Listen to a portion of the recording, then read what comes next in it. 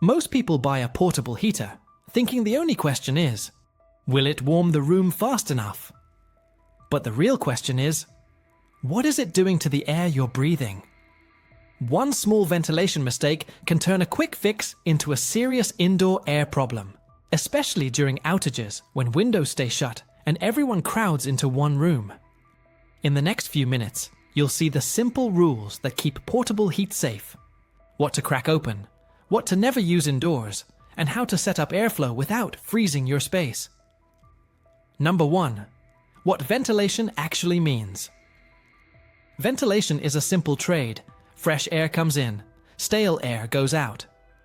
With portable heaters, stale can mean more than warm, stuffy air. It can include gases you can't see, and it can mean the oxygen level in the room slowly dropping. Think of ventilation as dilution. Whatever is produced in the room gets mixed with incoming outdoor air, and the concentration stays lower. That's true for moisture, odors, and especially combustion byproducts. Most people shop for heat output first. Watts BTUS heats up to X square feet. But the real safety question is whether the heater changes the air you're breathing. If it burns fuel, it changes the air every minute it runs. If it uses electricity, it doesn't change the air chemistry, but it can still overheat nearby materials or overload a circuit. Modern homes are often tighter than people realize. Weather stripping, plastic window film, closed interior doors, and heavy curtains all reduce drafts, which helps comfort, but it also reduces fresh air leakage. In an emergency, people usually tighten the room even more to hold heat, then add a portable heater. That combination is where ventilation mistakes show up. Another thing that trips people up, ventilation is not the same as feeling a breeze. You can have safe, steady air exchange with only small openings, and you can have a drafty room with dead zones where air barely moves. So the goal is a deliberate airflow path, not random cracks. In preparedness terms, ventilation is a habit you plan for, not something you improvise when it already feels wrong. Number 2, electric versus fuel-burning heaters. Portable heaters fall into two main buckets, and they behave very differently. Electric space heaters, ceramic, oil-filled radiators, radiant panels, fan-forced units, make heat from electricity. They do not produce carbon monoxide, and they do not use up oxygen. Their main risks are fire and electrical issues, blocking the intake or outlet, placing them too close to fabric, tipping them over, or plugging them into cords and power strips that aren't designed for high continuous load. A practical rule for electric heaters is clear space around it, stable surface, and a direct plug when possible. If you have to use an extension cord, it should be a heavy-duty cord rated for the heater's draw, kept as short as possible, and fully uncoiled so it doesn't heat up. Also avoid using portable heaters in damp locations like bathrooms unless the unit is specifically designed for that environment. One common confusion: oil-filled electric radiators do not burn oil for heat. The oil is sealed inside and just helps spread heat evenly. Also, electric heat can create a false sense of security that leads to bad placement. People set a heater near bedding, behind a couch, or under a desk because there's no flame. Heat is still heat. Fuel-burning portable heaters, propane, butane, kerosene, diesel, alcohol, and anything with an open flame, are a different category. They use oxygen and produce exhaust gases in the same space you're occupying. Even when combustion is clean, it still produces carbon dioxide and water vapor. When it's not perfectly clean, it can produce carbon monoxide. That's why ventilation is the #1 issue with many portable heaters. You're not just heating the room, you're running a small combustion process in your living space. Pay attention to wording on the box and manual. Some products are labeled vent-free, unvented, or indoor safe. That does not mean no ventilation needed. It usually means the manufacturer believes it can be used indoors with specific conditions, like minimum room size, required airflow, and working CO alarms. If a heater is labeled outdoor only, treat that as a hard stop. There's also a third category that matters for home preparedness: vented systems. A properly installed wood stove, pellet stove, or vented gas heater sends exhaust outside through a flue or vent pipe. Those can be very safe for indoor air when installed and maintained correctly, but they are not the same as portable, unvented heaters you can carry around. For beginner preppers, separating these categories early prevents a lot of bad decisions later, because each one needs a different safety plan. Number 3. Carbon monoxide and oxygen depletion without the jargon. Carbon monoxide, or CO, is a poisonous gas created when fuel doesn't burn completely. It's dangerous because you can't see it, and you often can't smell it. People sometimes expect a strong odor to warn them, but CO doesn't work like that. CO can build up indoors from many combustion sources: unvented fuel heaters, gas stoves used for heat, charcoal, fireplaces with poor draft, and vehicle exhaust near an attached garage. At the same time, any flame uses oxygen. In a small, tight room, oxygen can drop while CO rises, and you may not notice until someone feels unwell. CO affects the body by reducing how well oxygen gets delivered, which is why early signs can feel like fatigue, nausea, or a headache that doesn't make sense. Because those symptoms can be mistaken for stress or a cold, people sometimes stay in the space longer than they should. That's another reason to rely on alarms and ventilation rules instead of seeing how you feel. One problem feeds the other. Low oxygen can make combustion less complete, which can increase CO production. That means a heater can get more dangerous over time in a sealed room. Fuel-burning heaters also add moisture. If windows fog up quickly, or you see unusual condensation on cold surfaces, that's not just cozy warmth. It's a sign the room air is being changed by combustion, and it often means ventilation is too low. In a cold snap, condensation can even freeze on the inside of windows, which is a strong clue the room is running like a sealed container. Another easy-to-miss point: CO risk is not all or nothing. You don't need a dramatic event. You can have a slow, steady buildup in a closed room, especially overnight.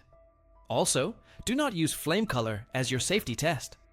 A steady-looking flame does not prove clean combustion, and CO can still be present.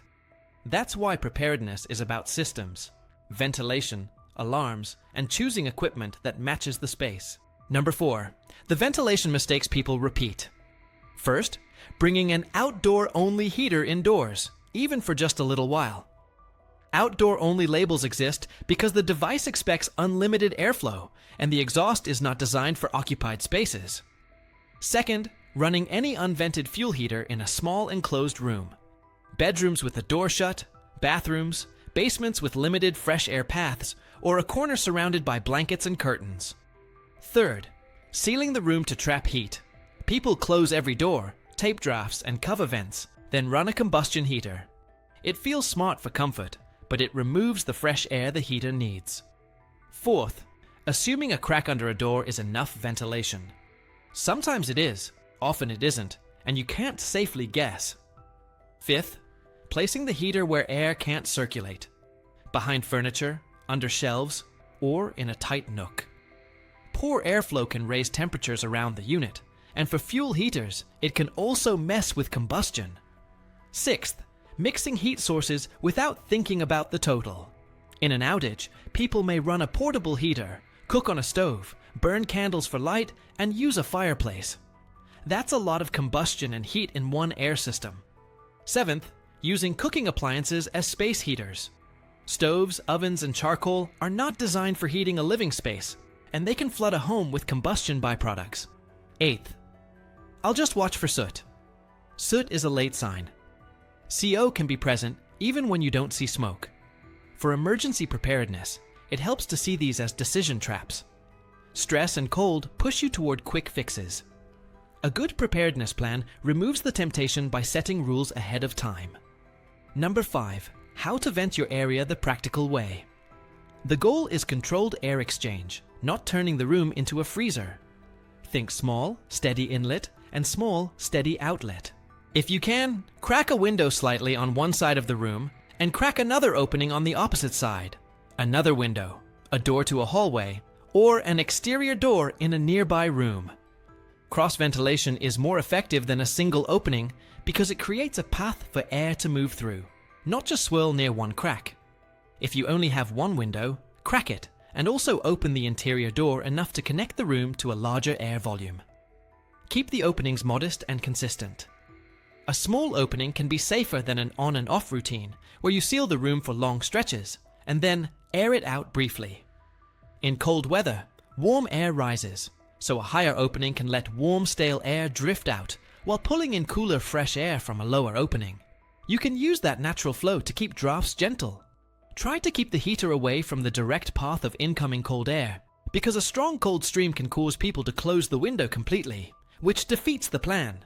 Place the heater so it heats the occupied area, while the airflow path stays steady. If you have a bathroom fan or kitchen exhaust fan that vents outdoors and it's on backup power, using it briefly can help move air, but remember, it also pulls air from somewhere else, so you still need an inlet. Fans can help with circulation in the room too. A small fan aimed to nudge air toward the outlet can reduce dead zones. Don't aim a fan in a way that interferes with the heater's normal airflow or flame stability. Follow the manual. A simple prepping hack is to keep a ventilation kit in the same bin as the heater. A doorstop, a window wedge, and spare batteries for alarms. That way, you can set consistent openings even in the dark. If you want a quick sanity check that air is actually moving, don't overthink it. Stand near the inlet for a moment and see if you can feel a slight temperature change, or hold a thin piece of tissue near the outlet and look for gentle movement. You're not trying to measure exact airflow, you're trying to confirm there's a real path, not a sealed room with a token crack. Many indoor-rated fuel heaters also specify minimum room volume or minimum ventilation in the manual. Treat those numbers like hard requirements, not suggestions, and if you can't meet them, switch plans. One more important line. Ventilation reduces risk, but it does not make an unsafe device safe. If a heater is not rated for indoor use, the correct ventilation plan is not to use it indoors at all. Number 6. Tents, garages, and vehicles are not close enough to outside. Tents, small campers, and ice fishing shelters feel like outdoor spaces, but they act like sealed boxes when everything is zipped tight. A small flame in a small volume changes the air fast.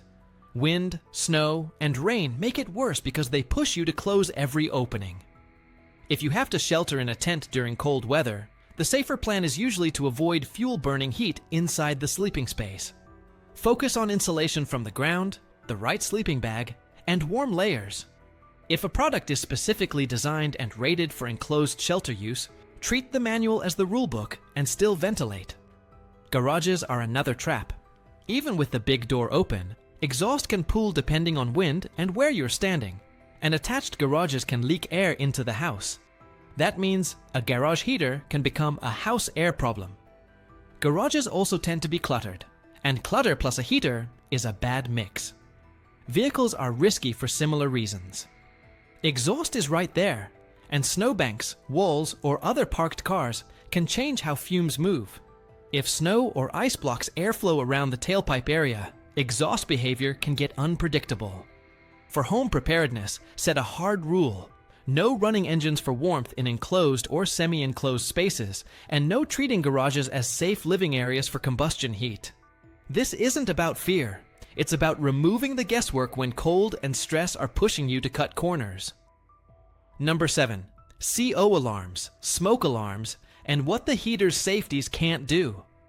A carbon monoxide alarm is one of the best safety upgrades for any home that uses fuel-burning appliances or has an attached garage. Place CO alarms where they can wake people up and follow the placement guidance for the specific device. Test them regularly and keep spare batteries with your outage supplies. Smoke alarms matter too, because electric heaters can start fires without producing combustion gases. Also remember that alarms are not forever. Many devices have a service life limit, so part of family preparedness is tracking when alarms need replacement, not just swapping batteries. Now, heater safety features. Tip over shutoff is important, but it only works if the heater is on a stable surface and not placed where it can be bumped. Overheat protection is useful, but it's not permission to dry clothes on a heater. Some fuel heaters advertise an oxygen depletion sensor. That can help, but don't treat it like a force field. Sensors can fail, can trigger late, or can be affected by dust and airflow. Your main safety layers should be using the correct heater category for indoor use, setting deliberate ventilation, and having working alarms. For prepper essentials, add redundancy. If you rely on a CO alarm, have a second one and store batteries with the heater fuel and ignition tools so you don't forget them in the dark. And keep it disciplined. If an alarm goes off, ventilate and reassess. Don't silence it and continue like nothing happened. Number 8. Choosing a heater plan that matches your power and your space. If you can power it safely, electric heat is the cleanest option for indoor air. Many portable electric heaters draw a lot of power, so your plan has to match your electrical setup. A common high setting is around 1,500 watts, which can push a typical circuit near its limit when other devices are on the same line. That's why people trip breakers or overheat cords during outages. For home preparedness, test your setup before you need it. Run the heater, see what else is on that circuit, and avoid running multiple high-draw appliances together. Use the heater's lower setting when you can. It's not just about saving power. Lower output reduces stress on wiring and reduces the chance someone tries to boost heat with unsafe fuel sources. If a generator is part of your plan, the generator must be outside, far from doors, windows, and vents. Generator exhaust is a major CO source, and people get hurt even when the generator is just outside because fumes can drift back indoors. Battery power stations and inverters can be safer for air quality, but they have limited runtime. That's where urban prepping basics help. Heat one room, block drafts, cover windows at night, and use rugs or blankets on the floor to reduce heat loss. Think heat the smallest safe space rather than trying to warm the whole house. Close off unused rooms, but keep your ventilation openings in the heated room. If you're sealing drafts, do it in a way that doesn't block the inlet and outlet you chose for ventilation. If you need heat without electricity, the safest long-term solution is often a properly installed vented heat source. A wood stove, pellet stove, or vented gas heater with the correct flue. That's not portable, but it's designed for occupied spaces. For truly portable fuel heaters, only use units specifically rated for indoor use and still provide ventilation and CO alarms. In a beginner prepper stockpile, don't forget the low-tech side. Warm clothing, insulated sleeping gear, hand warmers where appropriate, and a way to isolate one room. Those reduce fuel use and reduce the temptation to do unsafe things. Number 9. A repeatable ventilation routine for cold weather emergencies. Before the heater goes on, set up the room. Create a clear zone around the heater based on the manual. Move curtains, papers, bedding, pet beds, and anything that can fall or slide into the hot area. Put the heater on a flat, stable surface where it can't be knocked over. Keep walkways clear so no one trips on the unit or cord. If it's electric, plug it directly into a wall outlet when possible. Avoid cheap power strips, and avoid running cords under rugs where heat can build up unnoticed. Next, set the ventilation path first, not later. Choose your inlet and outlet, a cracked window plus a cracked interior door, or 2 slightly cracked windows on opposite sides, depending on the space. Use something simple like a doorstop or window wedge so the opening stays consistent and doesn't drift shut. Then check alarms. Confirm the CO alarm is powered and recently tested if any combustion source is present. Confirm smoke alarms are working if you're using electric heaters or any open flame for lighting. Remember, a CO alarm is not an oxygen alarm, and it won't warn you about every air quality issue. It's one layer, not the whole plan. Once the heater is running, do quick checks on a timer. Look for signs that ventilation is too low. Heavy condensation, unusual combustion odors, the flame behaving oddly, or anyone developing headache, dizziness, or unusual fatigue. Don't try to diagnose air quality by smell. CO can be present without obvious warning signs, so alarms and ventilation are the foundation. If anything seems off, shut it down, ventilate more, and reassess. If it's electric, also check cords and plugs for heat and make sure the heater intake and outlet are not blocked. For overnight safety, keep standards higher, not lower. Avoid running unvented fuel heaters while sleeping unless the manufacturer explicitly allows it, and you have CO alarms in place. Many safety-focused preppers avoid sleeping with any unvented combustion running because sleep removes your early warning. Finally, treat maintenance as part of preparedness. Keep heaters clean, keep fuel fresh and stored correctly, and do a short test run before the season so you're not troubleshooting under pressure. Number 10. Ventilation rules that stop the number one mistake. Rule 1. If it burns fuel, assume it needs a ventilation plan every time, even if it's marketed as indoor safe. Rule 2. If the label says outdoor use only, keep it outdoors. No exceptions. Rule 3. Ventilation is a path, not a single crack. Aim for a small inlet and a small outlet so air moves through the space. Rule 4. Don't seal a room tight to hold heat when combustion is happening. Use insulation and draft control for comfort, but keep deliberate airflow. Rule 5. Use CO alarms and keep them powered, especially during outages when routines are disrupted. Replace alarms that are past their service life and don't ignore warning chirps or lights. Rule 6. Treat tents, campers, garages, and vehicles as high-risk spaces for combustion because the air volume is small or exhaust behavior is unpredictable. Rule 7. Keep heat sources simple under stress. A smaller safe plan beats a bigger risky plan. Rule 8. Have a non-combustion backup, warm clothing, sleeping gear, and room isolation tactics so you never feel forced to break safety rules. Rule 9. If you're unsure about a heater, read the manual before the emergency. Make it part of your prepping checklist to do a dry run, check clearances, check ventilation points, and confirm alarms work. Rule 10. Ventilation is not an add-on. It's the core safety system that keeps a portable heater from turning into an indoor air hazard. Extra rule for household safety. Keep heaters out of high traffic spots and use a barrier or clear boundary if kids or pets are around, because one bump can turn a safe setup into a bad one. And avoid DIY hacks that modify the heater, block vents, or root exhaust in homemade ways. If the equipment wasn't designed for it, don't try to engineer around the rules. Switch to a safer heat method.